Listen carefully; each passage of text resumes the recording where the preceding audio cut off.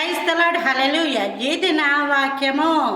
17వ తారీఖు 2వ నెల 2026వ సంవత్సరం.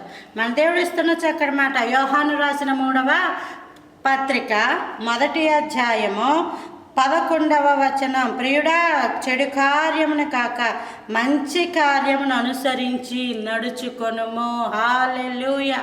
లోకములో చెడు కార్యాలు చూసి నేర్చుకుంటున్నారు, అలవాట్లు, భయంకరమైన వ్యసనాలు. వాళ్ళని చూసి వీళ్ళని చూసి వాళ్ళు, నేను ఎంత బాగా చేయగలనంటే నేను ఎంత బాగా చేయగలనని. ఎందుకు వచ్చినవి అవి మనకి? ఎందుకు? అందులో గొప్ప ఏంటి?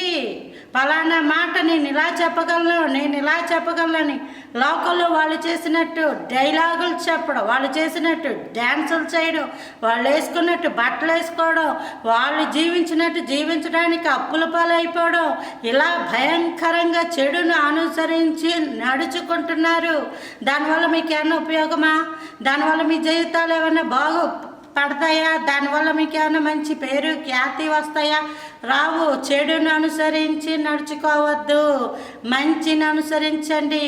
లోకంలో అంతా కూడా చెడే చూపిస్తున్నారు. ఆ చెడును చూపించినప్పుడు దాన్ని అనుసరించి నడుచుకుంటున్నారు. కానీ మంచిని చూపించి, మంచి లోకంలో ఉంది. బాగా మంచిగా బ్రతికిన వాళ్ళు ఉన్నారు, బాగా మంచిగా జీవించిన వాళ్ళు ఉన్నారు, ప్రార్థనా పరులు ఉన్నారు, నిజాయితీగా బతికిన వాళ్ళు ఉన్నారు, అస్సలు ఏ పాపము చేయలేని గొప్ప గొప్ప ప్రార్థనా పరులు ఉన్నారు. ప్రార్థనా గదిలో వాళ్ళు అలాగా ఉండిపోతున్న వాళ్ళు కోకొల్లలు ఉన్నారు. వాళ్ళు కంటికి కనబట్టలేదు.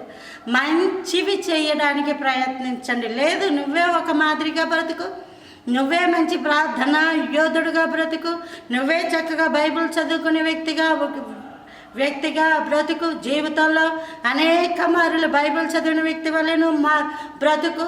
ఒక గంట సేపు మోకాళ్ళ మీద ఉండే అనుభవంతో నువ్వు బ్రతుకు.